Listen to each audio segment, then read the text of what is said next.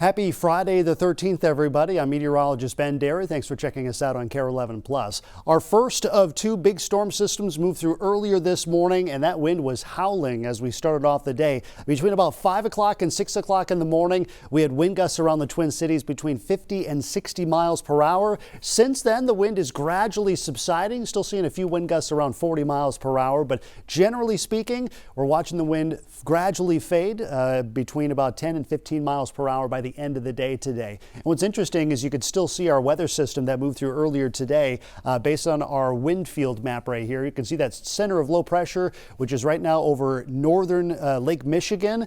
As that continues to push away from us, it will gradually loosen its influence on the upper Midwest, and we should continue to see the wind speed gradually subside, which is good news there. Earlier today, this thing did produce some heavy snowfall over parts of northeast Minnesota and northern Wisconsin. Areas along the North Shore saw the most snow. They saw over a foot in places. Hoveland picked up 14 inches of snow. Grand Marais about a foot. Duluth on top of the hill saw about 9 inches of snow. And I think right down by the harbor, they actually saw a little bit more. Moose Lake with 8 inches. And then you saw a sharp contrast further south where the Twin Cities saw basically no snow at all.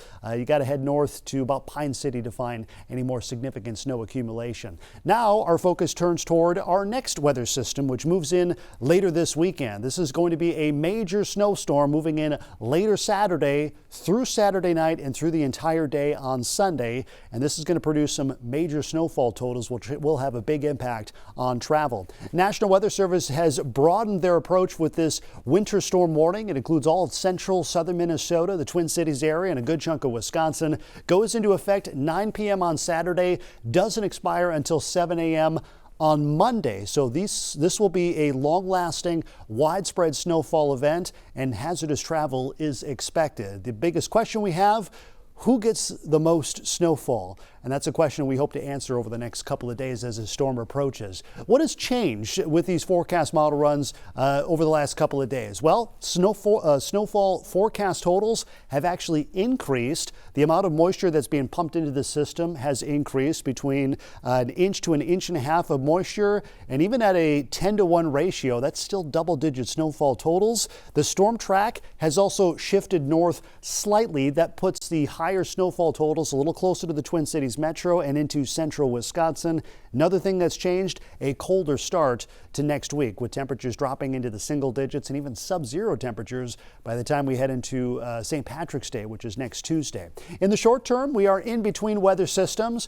Calming wind later this afternoon and evening, and we should see quiet conditions at least through midday on Saturday. However, once we head into Saturday afternoon, our storm system starts to take shape. This is 7 p.m. tomorrow, and that initial swath of snow starts to develop across central Minnesota. And as that low continues to deepen and eject from the Colorado area into the upper Midwest, we're going to see the snow increase in coverage and intensity. The worst travel conditions, those are expected late Saturday night through Sunday morning. During this time frame, especially near and after daybreak on Sunday, some of us could be looking at snowfall rates between 1 and 2 inches per hour. And when that happens, that snowfall really adds up rather quickly, and that's why we're talking about very challenging travel conditions through the first part of Sunday. That surface low stays to our south. The snow continues to fall as we head into Sunday afternoon, not tapering until Sunday night, and the wind will be an issue as well. That means the potential for whiteout conditions and the possibility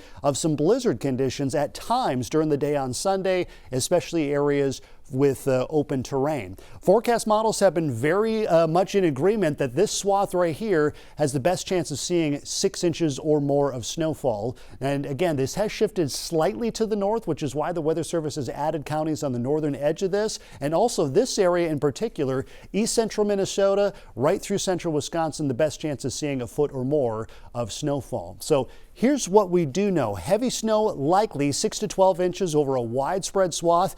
That's pretty much going to happen. Worst travel conditions likely happening well after dark Saturday night through early Sunday morning, and major disruptions to travel are expected. What can change is the storm tracks. One thing to keep in mind is this storm is currently out over the Gulf of Alaska, nearly 2,000 miles away a lot can happen between now and when the actual storm gets here. So the storm track can change. Where that 1 foot to 1.5 foot band of snow sets up, exactly where that happens, that is still very much in play. And also entering the conversation is the potential for ice accumulation, including some sleet. And that has a better chance across southern Minnesota. But if we do see another shift northward, that would push that ice a little bit further to the north. And that's something that we will be watching closely over the next 24 to 36 hours.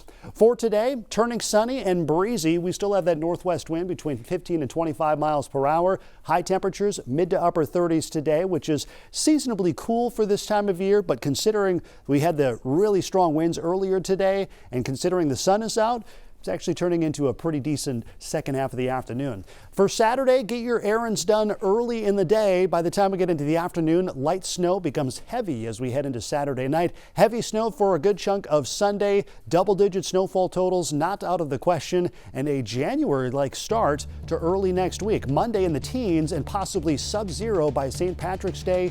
That cold stretch is short-lived as we're in the 40s by Thursday.